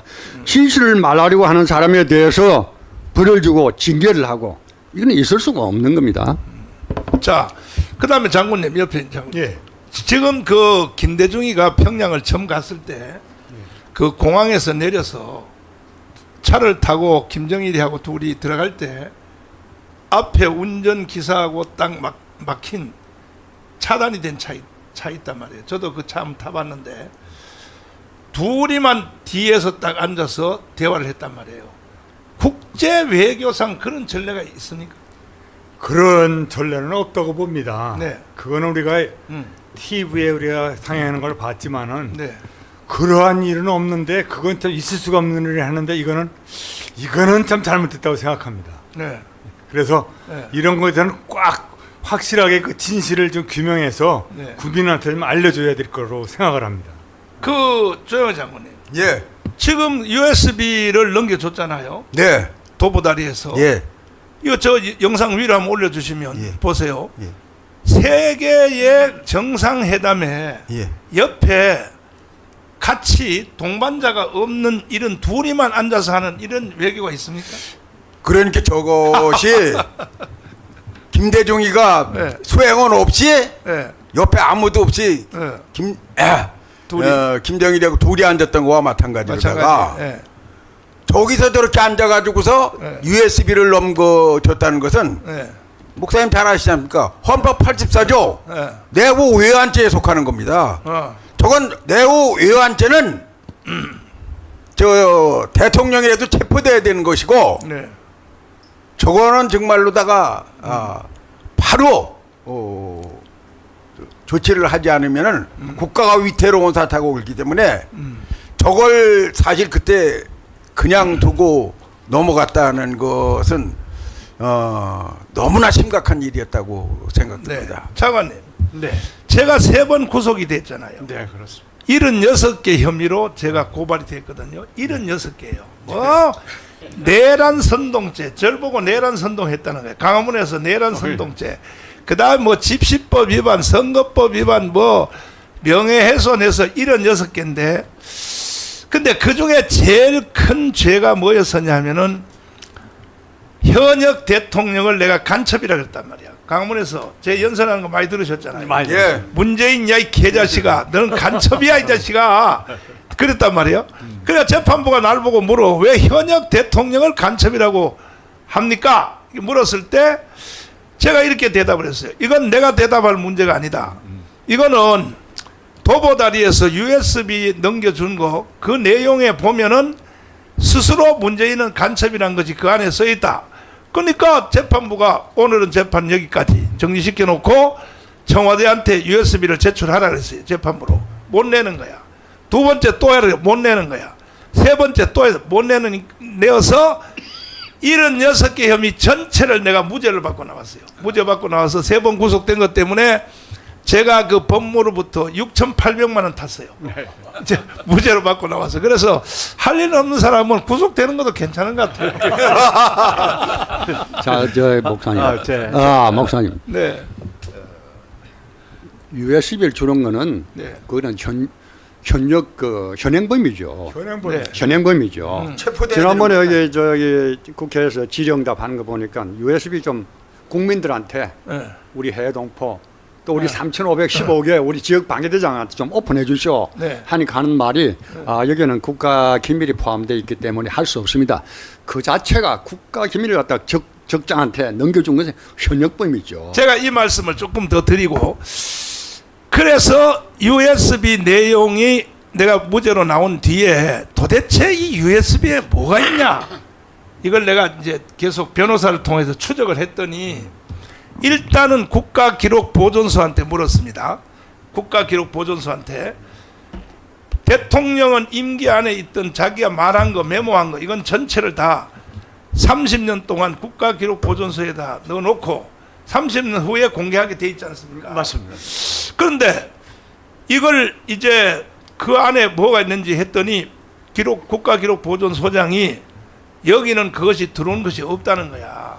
그러면 USB를 국가기록보존소에 안 넣은 것만 해도 이거는 큰 죄죠. 맞습니다. 거기다가 그러면 이것이 어디 있느냐 알아봤더니 통일부에서 완성했다는 거야. 이인영 통일부 장관 할 때 통일부에서 완성을 했다. 그 통일부한테 질의를 했어요. 지금은 우리 통일부죠. 지금 윤석열 대통령의 통일부 장관. 통일부 장관도 장군 출신인가? 아니에요. 그래서 물어봤어요. 그걸 공개하라 그랬더니 국가 기밀 사항이 너무 심각하므로. 자, 이게 문제입니다. 이제 통일부에서 공식 문장으로 온 거예요. 국가 기밀 사항이 너무 심각하므로 공개할 수 없다. 이래서 우리 변호사들이 행정소송을 했어요. 행정소송을. 이거 USB를 공개하라고 했더니 재판부가 열렸는데 행정소송을 했는데 이 행정소송의 판사들이 그 USB를 통일부한테 제출하라 그러니까 국가기밀사항이 심각함으로 제출 못하겠다 이렇게 나온 거예요. 우리 정부요, 우리 정부 지금 윤석열 정부 통일부 장관이 못하겠다는 거예요. 이거 알면 안 된다 이거야. 그래서 그러니까 재판부 판사 3명이 우리가 직접 통일부로 가겠다. 판사 3명이 변호사들 빼고 그래서 3명이 갔어요. 가서 그 내용을 보고 왔어요. 보고 와서 이 재판을 판정을 하기를 뭐라고 했느냐. 이것은 국가기밀사항이 너무 심각하므로 일반 사람은 알아서 안 되는 것으로 이렇게 재판을 판결을 내렸습니다.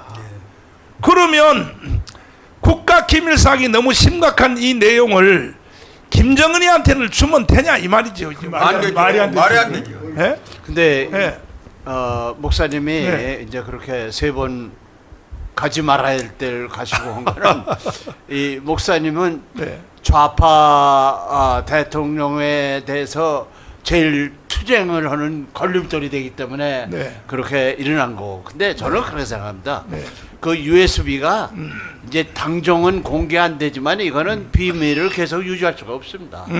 이것이 나타나는 순간에 네. 이 문재인 이 사람은 이 범죄인이다 이런 것이 아마 증명이 될 거다 이렇게 보고 네. 있습니다. 그리고 이 대통령은 그 군을 통제하는 통수권자이기 때문에 네.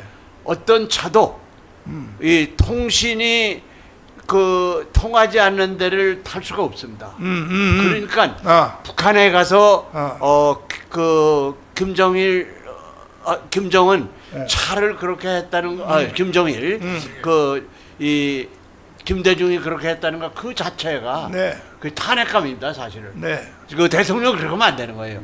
대통령은 순간이라도 그렇죠. 이 국가가 전쟁이 필요하다 그러면 전쟁 명령을 내릴 수 있는 체제를 항시 갖추고 있어야 돼요. 네. 그래서 이 대통령은 그렇게 경계를 하는 겁니다. 네. 그래서 그걸 완전히 위반하고 그 자체가 범죄다 저는 그렇게 봅니다. 네. 꽃꽃장수라고 아시죠? 네. 꽃꽃장수. 김장수. 예. 그 누가 선배입니까? 그건 뭐 훨씬 후배죠 김정일. 한참 후배예요? 그럼요. 그 꽃꽃장수가 저 인사할 때 저 머리 안 숙이고 딱 그 김장수. 김정은이 그때 김정은이. 김정일입니다. 김정일이한테 당당하게 딱 그렇게 해서 유명한 변론이 붙었잖아요. 꽃꽃장수가. 그래서 그 네. 말씀을 조금 드리면 네. 그 북한에 그렇게 회담을 하러 갈 때에 9.19 그거를 그때 노무현이 가서 그걸 하려고 그랬습니다. 그렇죠. 그래서 제가 밑에 김장수도 데리고 있었던 적이 있기 때문에 네.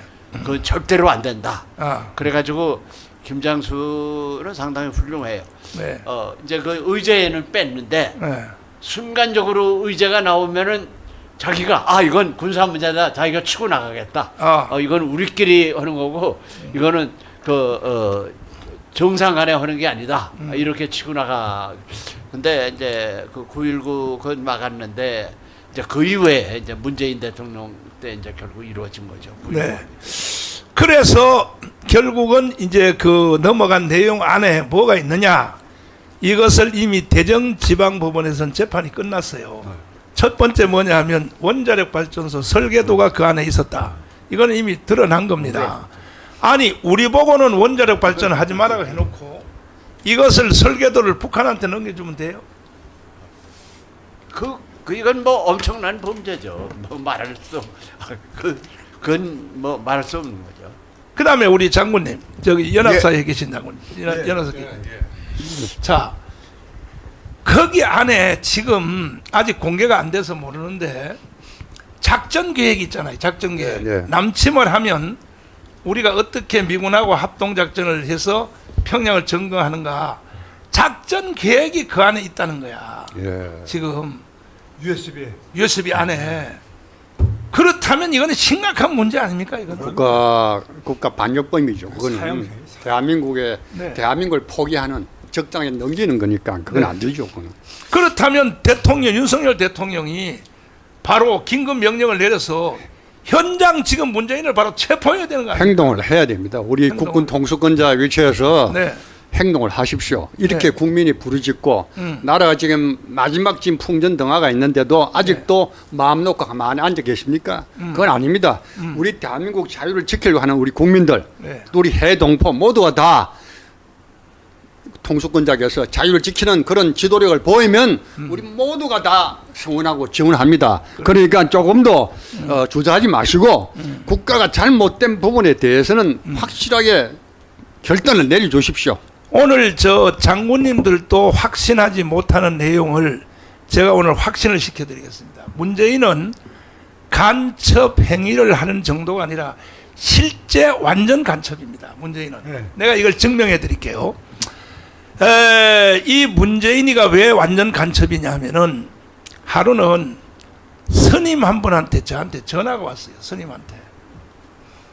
목사님 강화문 운동하시려고 고생하셨습니다. 이 전화가 왔어요. 그 누구시냐 그랬더니 나는 문재인 아버지를 학도병으로서 영천 전투 보연산에서 7분응선 8분응선에서 문재인 아버지를 인민군 장교로 내가 현장 체포했다는 거야. 아 그래요? 그래서 한번 만납시다. 그래서 이제 강남에서 만났습니다. 이 저 윤월 스님을 만났는데 이 윤월 스님이 일반 스님이 아니더라고요. 이 철학도 잘 아시고 윤월 스님 아버지가 하버드 대학의 약대를 나온 사람이야. 이 가문 자체가. 그리고 우리 보통 신학교 와서 배우는 헬라어 히브리어를 다 아는 거야. 이 스님이.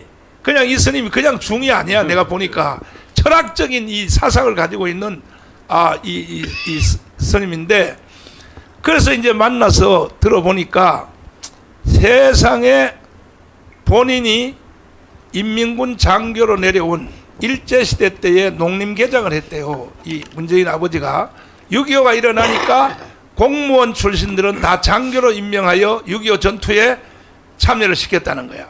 그 영천 전투에 와서 보연산에서 학도병 3명 중에 이 윤열 스님이 있는데 인민군 장교로 온 그 바로 문용현 운영용이에요. 그 문재인 아버지를 체포했다는 거야. 이것을. 그러면 내가 그래서 기자회견 합시다. 이거를 기자회견 하자 그러니까 기자회견을 안 한다 그래. 근데 이 스님도 연세도 많고 해서 정부에서 주는 70만 원 있잖아요. 예. 그걸로 사는 스님이야. 그래서 내가 돈을 5천만 원을 줬어. 현찰로. 5천만 원을 줬더니 좋다 이거야. 기자회견 한다는 거야.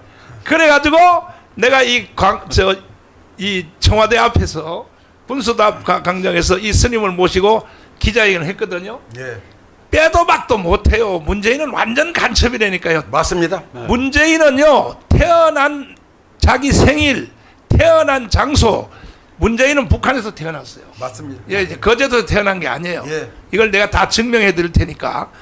이거는 완전 간첩인데, 일단 이 윤월 스님의 기자회견 이거부터 한번 들어보시고, 이런 것을 윤석열 대통령이 좀 들어주세요. 이거 들어주시고 바로 체포하라니까요. 문재인을 바로 여적죄 이적죄 간첩죄로. 거짓말을 해도 그 미국의 알랭턴 국립묘지 있죠. 그 차관님 혹시 가보셨나요? 알랭턴 저는 몇 번 가봤습니다. 가보셨죠? 예, 그렇습니다. 그 사진 한번 올려봐라. 여기 가서 문재인이가 세계 언론 앞에 거짓말을 한 거야. 뭐라고 했냐? 나는 미국이 우리 아버지를 빅토리아호로 흥남무드 철수 때 미국이 안 데려다 줬으면 나는 태어나지도 못했다. 이렇게 거짓말을 했거든요. 완전히 거짓말이거든요. 그러면 이 학도병 3명 중에 김철수가 52년도에 내가 잡아서 포로 수용소에 가둬놓은 놈이 진짜 있는지 확인하러 갔다는 거죠. 52년도에. 가보니까 있더라는 거야. 이 문재인 아버지가 그대로 그 자리에. 그러면 포로 수용소에서 어떤 여자하고 둘이 부부 생활해서 애를 낳을 수 있나요? 없습니다. 없죠. 네, 말도 안 되죠. 예. 그리고요, 이게 거짓말이란 게 뭐냐면, 아니 저 문재인은 자기 생일날 때 자기 태를 잘랐던 할머니한테 선물을 보내요. 선물을.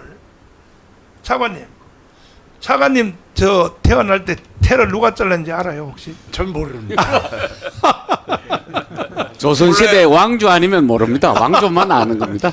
아니 우리 조영호 장군이 태 누가 잘랐는지 알아요?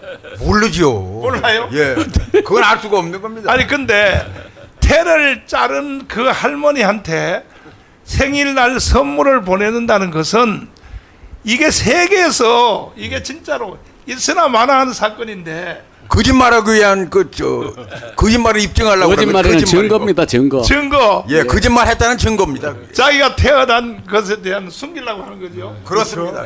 아니 그런데 내가 이걸 저도 이게 조사하는데 또 지독한 또 끈기가 있어가지고 제주도 그 거제도 있잖아요. 지가 거제도에서 태어났다 그러는데 거제도 태어났다는 집이 있잖아. 집. 그 동네 사람한테 물어보니까 동네 사람들이 다 알아요. 문재인 여기서 안 태어났다는 거야. 아, 거기서 태어났으면 그 집을 아주 의리하게 줘놨겠죠. 그렇죠. 예, 근데 지금 양산에 가 있잖아요. 그렇습니다. 네. 예.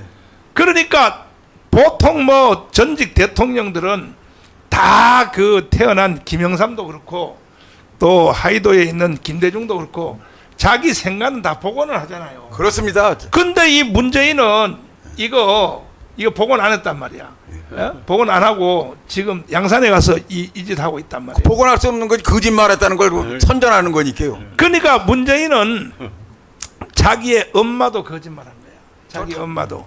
자기 엄마라고 모시고 있던 사람을 어떻게 했습니까? 대통령의 어머니인데 네. 하인보다 더 험하게 취급했지 않습니까? 그러니까 문재인이가 실제로 이제 사실대로 이걸 밝혀진 바에 의하면 문재인은 태어나기를 사실은 그 48년도에 함경도에서 태어났어요.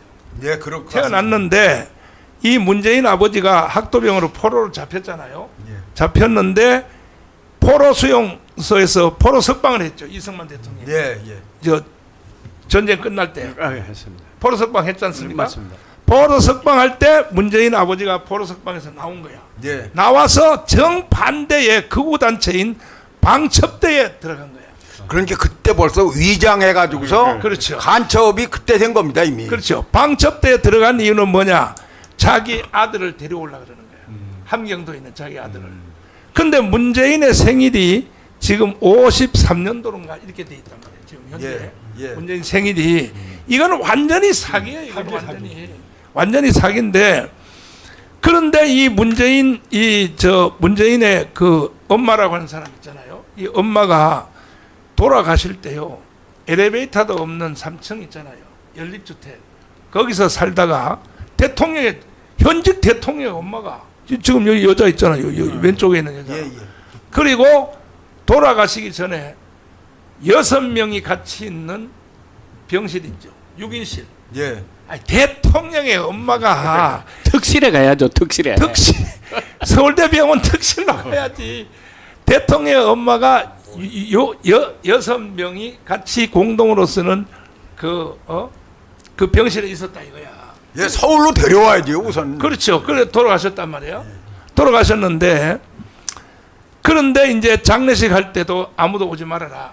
이제 이렇게 했단 말이에요. 이렇게 했는데 그러면 문재인의 친엄마는 누구냐? 지금 저기 금강산 있죠. 문재인이가 민정수석을 할 때 노무현 때 나이를 자기가 생년일을 이것도 법에 어긋난 거야. 자기가 고쳐가지고 금강산에 가서 이모라고 하는 사람을 만났어요. 저게 이모입니다. 이모. 가운데. 예, 가운데. 이모인데 문재인하고 생긴 거 한번 보세요. 닮은 꼴이죠. 저게 이모가 아니라 저 사람이 친엄마야. 딱 닮았어요. 딱 보세요. 저 코하고 다 맞습니다. 턱하고 생긴 거 딱 보세요. 그리고 김국선 선생님의 말씀에 의하면 그때 금강산에서 이걸 만나고 난 뒤에 이 할머니가 함경도에서 평양으로 옮겨졌대요. 그렇게. 예, 평양으로. 그러니까 이 문재인은 이건 완전히 거짓말인데 만약에 문재인이가 여기 대해서 아니 나를 3번이나 고발해서 깜빵에 넣은 사람이 아니 왜 이 스님에 대해서는 왜 고발 안 합니까? 스님이 그러잖아요. 문재인이야 이놈아 나부터 감옥에다 집어넣어. 이 스님이 지금 이렇게 주장하고 있지 않습니까? 지금 현재 하신 말씀이. 거기다가 이 문재인이가 이게 이제 결국은 이게 왜 이게 완전히 간첩이냐 하면은 태어난 생일, 태어난 장소, 태어난 집 전부 다 거짓말이고 이거는 완전히 이제 간첩인데, 아니 미국에 가서 알랭톤 국립묘지에 가서 그 알랭톤 국립묘지 한번 띄워봐라. 거기 가서요 세상에 그것도 울먹울먹하면서 했어요. 미국이 말이야 나를 우리 아버지를 안 데려왔네. 근데 그때의 흥남부두 철수할 때 사촌이 있죠. 사촌 문재인 아버지의 사촌. 예. 사촌하고 사촌이 애를 하나 낳았어. 그때 그 1살 2살짜리 그 사촌이 실제로 흥남부두 철수할 때 빅토리아호를 타고 내려온 거예요. 예. 그 사람은 실제로 그것을 그대로 흉내내는 거예요 지금 이 문재인 이놈이. 그래서 이 문재인은 완전히 간첩이고 이건 태어날 때부터 간첩이고, 그래서 그동안 했던 모든 일들, 예를 들어서 뭐 자서전 운명이란 책에 월남이 망했다는 말을 듣고 자기는 산에 올라가서 뛰었다. 아니 이게 말이 되겠습니까 이것이? 예, 본심이고. 이거 간첩인데, 이 간첩이 지금 현재 1년에 국가 예산을 30억씩을 써가면서 경호원 60명을 데리고 떵떵거리게 살도록 이렇게 놔두면 되겠습니까 이거는? 안 되죠. 안 되죠. 안 되지. 이거 현장 체포해야죠 저거는 완전히. 그러니까 검찰총장 이원석이 네. 전에 법무장관이었던 한동훈이 그거 진짜 지금도 그 책임 추궁해야 됩니다. 그렇죠. 응? 반도 체포해야 될 거 아닙니까? 네, 맞습니다. 그 한두 가지가 아니잖아요. USB 넘겨준 것도 그렇지, 이것도 다 그렇지. 이게 이런 간첩 대통령이 말이야. 그래서 윤호슬님이 죽은 거 아닙니까? 그래서 이게 제가 기자회견을 해도 우리나라 언론 조중동이 안 써줘요. 안 써줘서 내가 스님을 다시 설득을 했어요. 이거 안 되니까 프레스센터에서 외신 기자회견을 하자고 그랬어요. 외신이요. 근데 또 안 하려고 그래. 그래서 내가 다시 또 5천만 원을 줬어. 5천만 원을 줘가지고 외신 기자회견을 내가 2번 해봤거든요. 광화문 운동한 것 때문에. 그거는 제가 원해서 한 것이 아니라 외신 기자들이 뭐 BBC 르몽드지, 불란서의 르몽드지 미국의 폭스뉴스 다 왔어요. 아사히 신문 다 왔는데, 그때 내가 기자회견을 그들의 요청으로 하게 된 것은 뭐냐면, 어떻게 광화문에 이렇게 사람이 많이 모이냐, 이걸로 이제 통역으로 내가 기자회견을 하게 돼서 2번 해봤단 말이에요. 그래서 내가 이제 스님하고 짰어요. 이걸 외신 기자회견을 하자. 이 문재인 간첩이라는 것을 하자고 약속을 딱 했단 말이에요. 그래서 내가 돈 5천만 원 또 줬어. 했는데 기자회견 하기 바로 이틀 전에 이 스님이 아침에 6시에 운동하러 났다가 피살됐어요. 자, 누가 피살했을까? 북한의 간첩 아니면 이거는 문재인 세력들이 죽인 거 아닙니까? 이런 것을 알면서도 국민들이 지금 아직도 문재인, 조국이, 이재명이를 줄줄줄줄 따라다닌다 이 말이야. 마지막 결론적으로 보면 왜 나라가 끝났는다고 생각하느냐? 192석 했습니다. 192석. 완전히 사기 선거로. 그런데 거기에 아직 3대 지도자가 이끌고 있는 거야. 문재인이가 제일 주범입니다. 그 다음에 조국, 그 다음에 이재명. 이 사람들은요, 목적지가 어딘지를 밝혀야 되는 거야. 사기 선거를 해서 192석을 해서 어디로 가자는 얘기인가? 김수열 대표님부터 얘기해봐요. 그들의 목적지는 어디입니까? 연방제로 가자는 거 알겠습니까? 연방제로. 지금 이 나라가 혼란이 오는 것은 김대중을 청산하지 않고 또 문재인, 이재명을 구속하지 않았기 때문에 나오는 혼란입니다. 헌법을 같이 공유하는 사람들만 대한민국 국민이지 헌법을 저렇게 완전히 파괴하려는 세력이 어떻게 대한민국 국민입니까? 그래서 저는 그 현행법으로 검찰이 체포하자는 것도 직무유기라고 보고 또 국군 통수권자께서도 이 안보 차원에서 대응을 해야 된다고 봅니다. 네. 그 지금 우리 저 제동님, 예. 쟤들의 192석의 목적지가 어디를 갔습니까? 그래서 그 전에요. 네. 제가 중요한 말씀을 잠깐 네. 드리겠습니다. USB를 누가 만들었느냐? 현재까지 확인된 것은 3사람이 만들었습니다. 네. 그 내용이 뭐냐 하는 거에 대해서는 알갈부를 많이 하고 있는데 네. 가장 중요한 것은 미군 사항이 어느 정도 포함이 됐느냐. 여기에 대해서 미군이 굉장히 긴장을 하고 있어요. 평택 미군 기지뿐만 아니라 주일 5개 기지 감도까지의 모든 사항이 USB 안에 포함이 돼 있다. 아, 그래서 최근에 나타난 것이 미군이 어느 정도 긴장했냐면은 네. 평택의 와룸이 3층입니다. 지하 아. 3층인데 아, 지하 5층으로 개조를 했습니다. 아, 그것은 뭐냐면은 USB에 미군 기지 비밀이 포함이 돼 있었기 때문에 네. 거기에 대한 대책을 위해서 그렇게 나타난 것입니다. 그렇기 때문에 USB의 그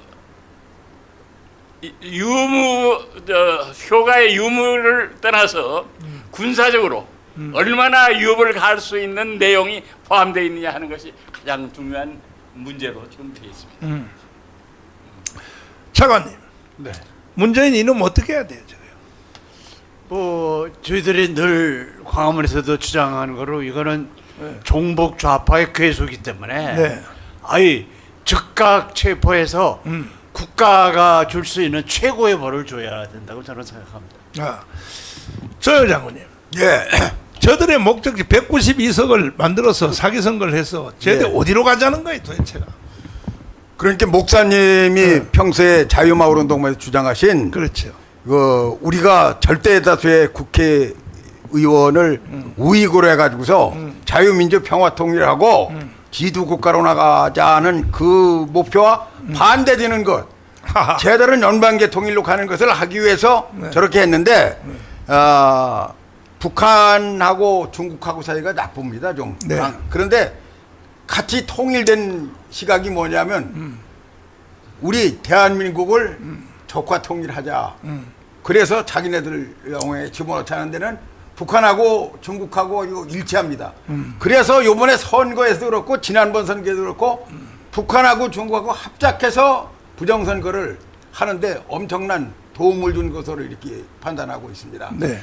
그래서 사실 문재인은 진작에 목사님이 2019년에 주장할 때 그때 체포되어서 처형되었어야 할 사람인데 아직도 처형 안 되고 양산 가서 또 가끔 선거에도 영향 미치려고 맞아요. 헛소리하고 있는데 정말 이원석 검찰총장 또 지금 법무장관 가장 크게 해야 될 일이 문재인을 빨리 처단할 수 있도록 국민의 여망을 받아들이는 것이라고 생각합니다. 아니 수사라도 해야 될 거 아니야. 수사를 시작해야 됩니다. 네? 예. 아니 이 스님이 이렇게 주장하잖아요.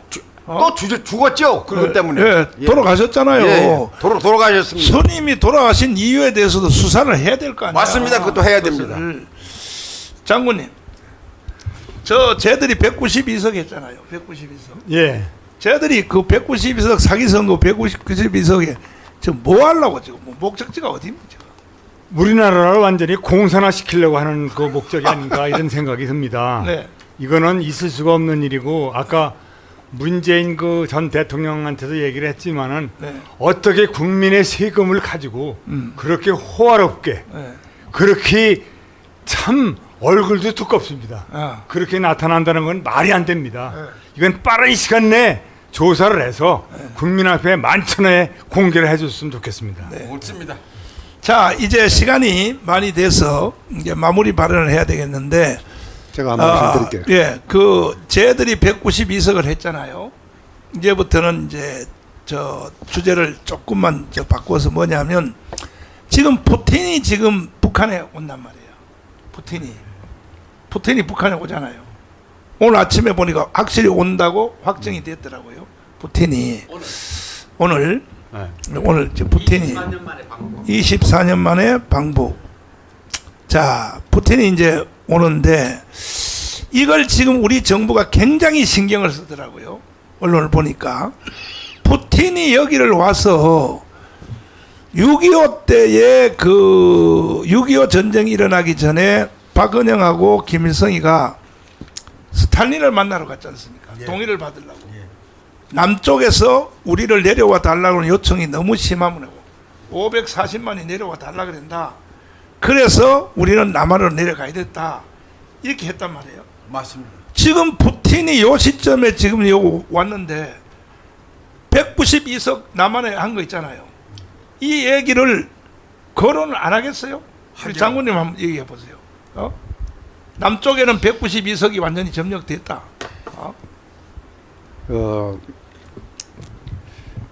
푸틴이 어떻게 보면 지금 우크라이나 전쟁을 하면서 네. 어떻게 보면 이제 좀 지푸라기도 잡아야 된다. 뭐 이런 생각도 있을 겁니다. 이번에 지난번에 그 1950년도 스탈린이 북한을 지원해 가지고 대한민국을 공산화 시키려고 했는데 네. 세월이 지나 가지고 푸틴도 북한하고 협약을 한다는 겁니다. 특히 러시아가 가지고 있는 최고의 첨단 핵 기술이라든가 이런 기술을 서로 주고받지 않나 하는 이런 데서 굉장히 저희가 관심을 갖고 또 깊은 우려를 하고 있는 이런 상황입니다. 네.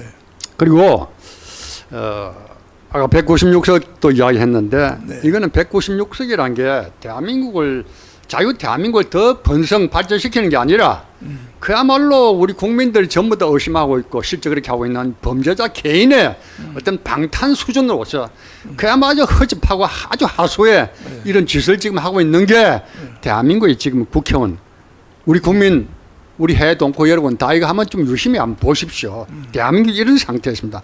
오늘 이 자리에서도 지금 제가 여기 오늘 저기 왔는데 정말 자유 대한민국을 지키기 위해서 조금 전에 문재인, 김대중 이런 사람들의 간첩 실체를 갖다가 네. 그야말로 소상하게 국민 여러분들에게 지금 보호를 하고 있습니다. 이거 대한민국을 지키기 위해서는 이 범죄자, 국가를 갖다가 멸망시키는 범죄자는 단죄를 하도록 해야죠. 그리고 제가 한 가지 더 말씀을 드리고 있는데 이러한 세력들 제가 평생 군생활을 하고 평생 안보 입장에서 봤을 때 군대 생활 몇 년 하셨어요? 뭐 30년 지났죠. 30년 지났는데 하고 평생을 또 이 분야에 제가 계속 연구 활동을 하고 네. 있는 입장입니다. 네. 입장이었는데 사실 이런 제가 이 말은 항상 가슴 속에 제가 전략 포럼을 제가 한 17년 운영하면서 206번째 외교안보 이런 이슈를 가지고 제가 세미나를 주관했던 이런 입장에서 봤을 때 아이고 대단하다. 가슴 속에는 뭐가 있냐? 대한민국의 역사 진실 찾 거기는 우리 군인으로서 진실 찾아야 되겠다.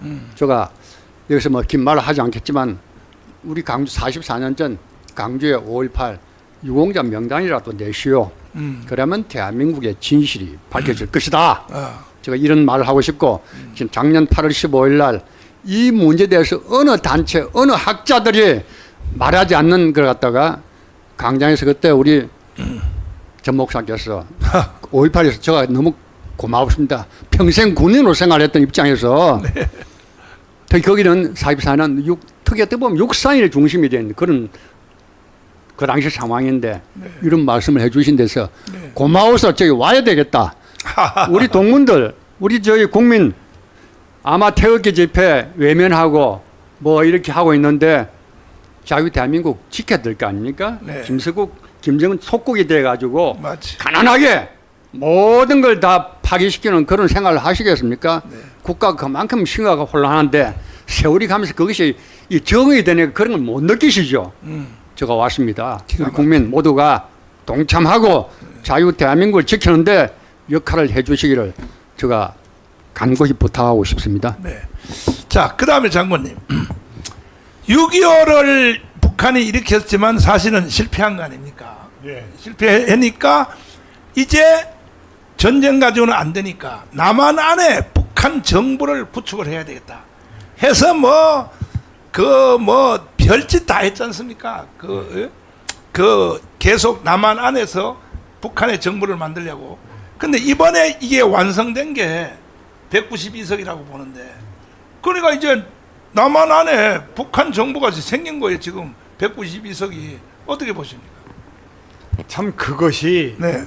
저는 이 선거 결과를 보고 정말 안타깝게 생각을 합니다. 네.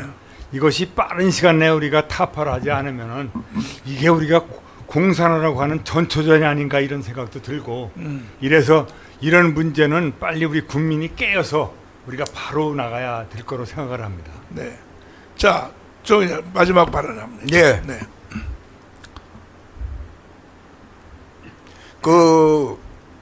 사실 요번 40 부정선거가 단순히 그냥 국회의원을 뽑는 이런 문제가 아니고 부정선거를 통해서 지금까지 북한, 중국이 남한을 어떻게든지 적화시켜 가지고 자기들 손아귀에 넣으려고 그랬었는데 그것을 이룬 마지막 방법이 뭐로다. 지금까지는 다 실패를 했습니다. 6.25 남침 실패했고 그렇지. 또 그 외에도 여러 가지 사건들이 다 실패로 돌아갔는데 네.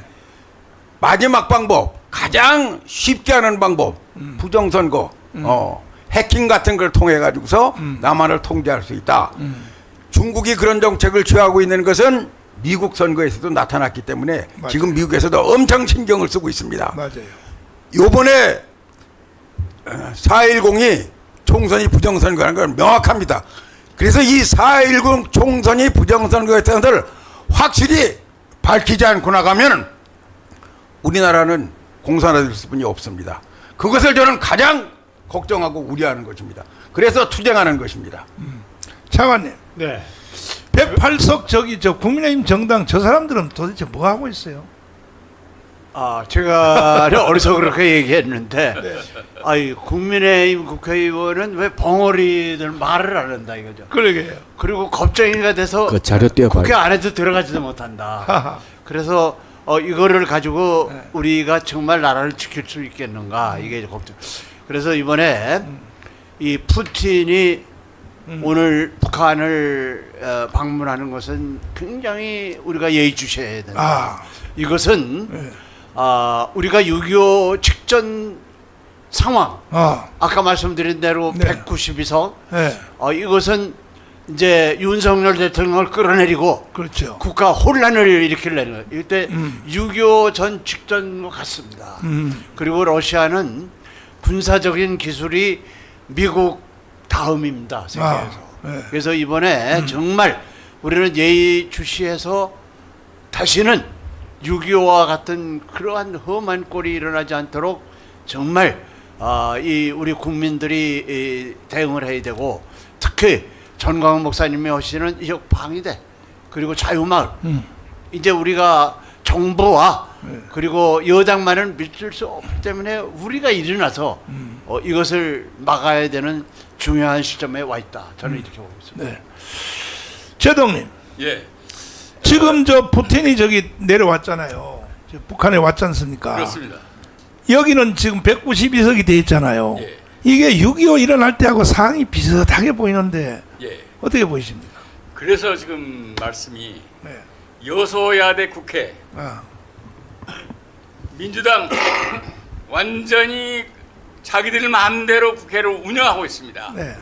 돌려고 하고 있습니다. 아. 이때 과연 국민의힘의 네. 108석은 뭐 하고 있느냐? 아, 한 사람이라도, 네. 여러 사람 필요 없어요. 한 사람이라도 국회 의장실에 단상에 올라가서 단식을 해야 됩니다. 하하. 죽기 아니면 살기로. 그렇지. 우리 말에 우리가 궁하면은 죽기 아니면 살기라는 말이 있습니다. 네.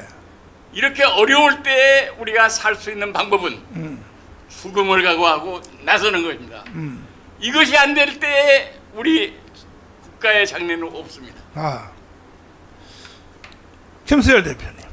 네, 지금 저 목사님께서 192거 갖고 뭘 하느냐. 북한 정부 같은 것을 대한민국에 세운 거 성공했습니다. 네.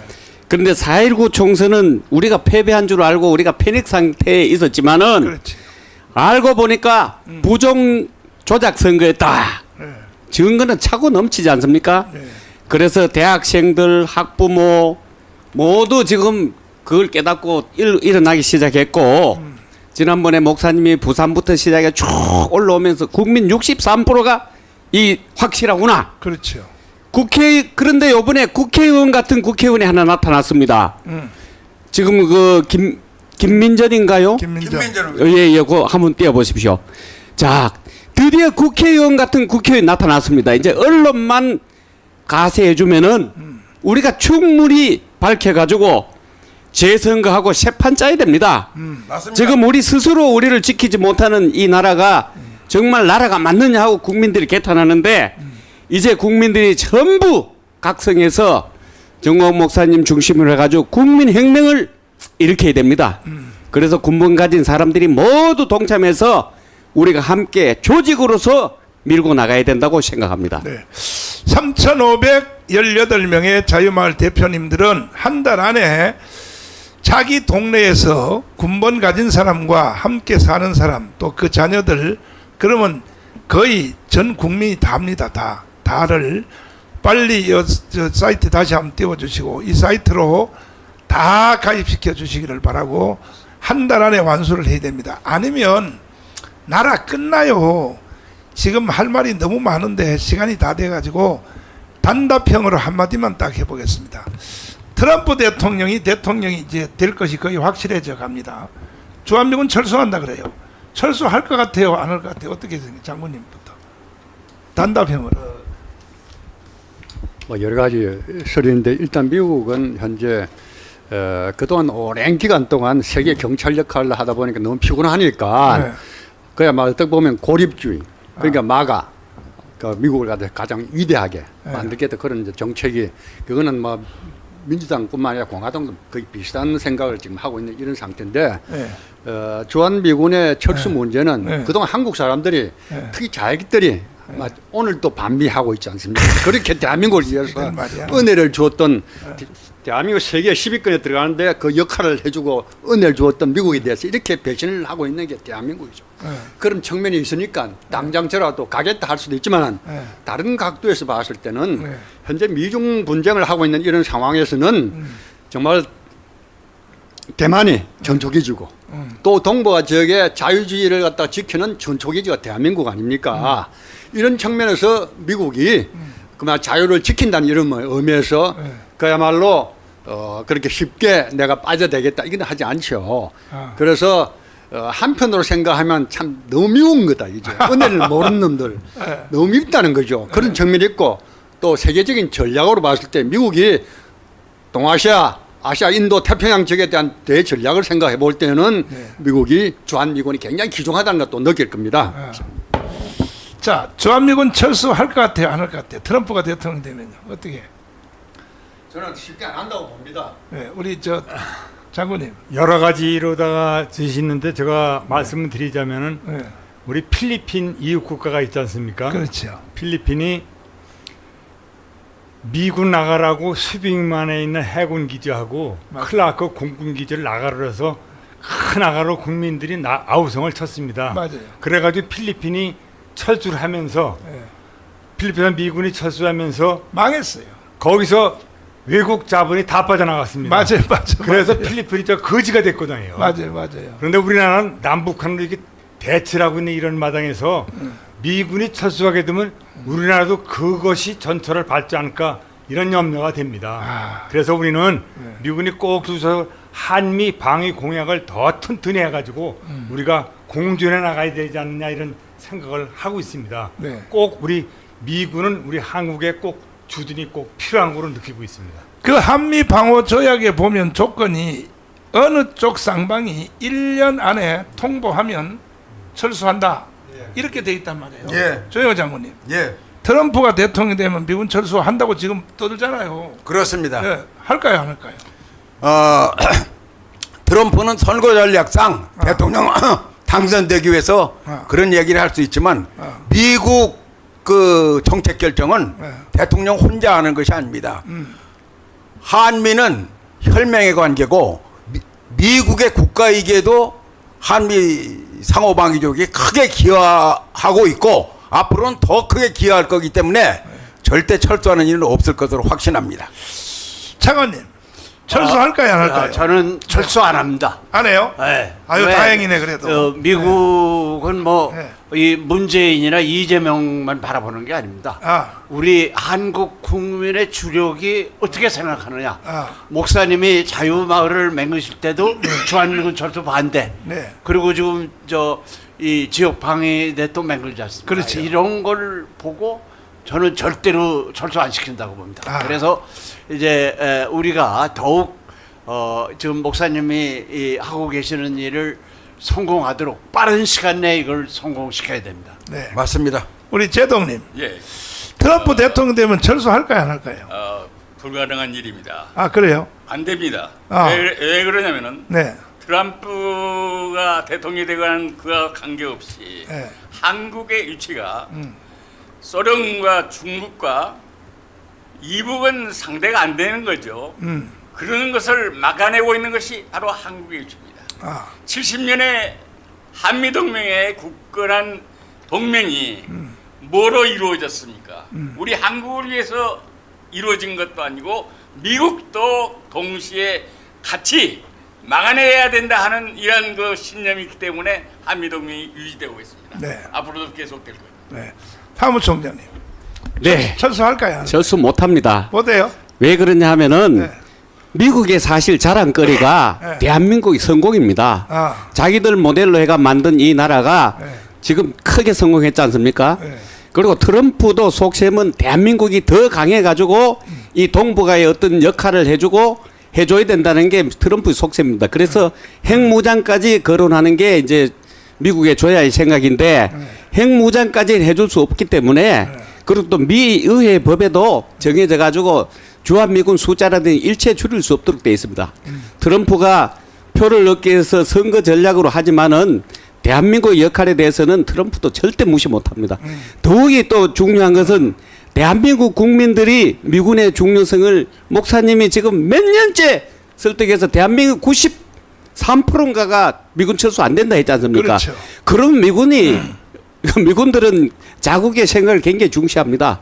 어림도 없는 일입니다. 철수 못합니다. 제가 한마디만 더 하겠습니다. 네. 미국의 네. 해외 주둔 정책은 그 나라 국민이 반대하면 그 반대하는 나라는 주둔을 안 합니다. 아. 그래서 필리핀에서도 과감히 철수를 한 거기 때문에 미군이 철수할 거냐 안 할 거냐 우리한테 물어봐야 된다. 네. 우리가 미군이 철수하기를 반대하는 국민이 절대 다수면 절대 철수 안 합니다. 네. 자, 그러면 이제 시간이 다 돼서 끝날라고 그러는데 3,518명의 자유마을 대표님들 역사적 책임이 있습니다. 지금 우리가 1,000만 조직도 해야죠. 그 다음에 지금 이게 지역방위대 이거는 책임지고 이걸 빨리 여기 사이트 다시 한번 올려주세요. 이 사이트로 빨리 올려서 군번 가진 사람은 여기다가 다 집어넣어 주세요. 다 집어넣어 주시고 그 다음에 군번 가진 사람과 함께 사는 가족들도 여기다 다 집어넣어 주시고 이렇게 해야 192석을 이길 수 있습니다. 안 그러면 넘어가요. 북한으로. 내가 여러분에게 협박하려고 하는 게 아니라니까요. 푸틴이 온 거요. 저거요. 굉장히 위험한 겁니다. 푸틴이 온 것이 그냥 뭐 별일이 아니면 중국하고 지금 우리 대한민국의 여기 국방 전문가들이 오늘 포럼합니다. 중국하고. 우리는 중국이라도 같이 붙잡아야 되겠다. 이렇게 돌아가는 걸 보시라고요. 그냥 제가 그냥 방문하러 온 것 같습니까? 제2의 6.25가 일어날 수 있기 때문에 중국하고도 잡으려고 지금 오늘 우리 회의를 하고 있더라고요. 지금 우리 대한민국도 긴장이 돼가지고 이런 모습을 보면은 지금 우리가 뭘 해야 되느냐? 빨리 우리는 지역 방위대를 조직을 해야 돼요. 에? 다 조직해서 우리가 조직만 해놓으면 아무 걱정 없어요. 뭐 192석을 해놓든지 뭐 저놈들이 사기를 치든지 김정은이가 뭐 내려온다든지 소용없어요. 조직입니다. 오직 조직. 그렇게 명심하시고 여러분 사명을 다해 주시기를 간곡히 부탁을 드립니다.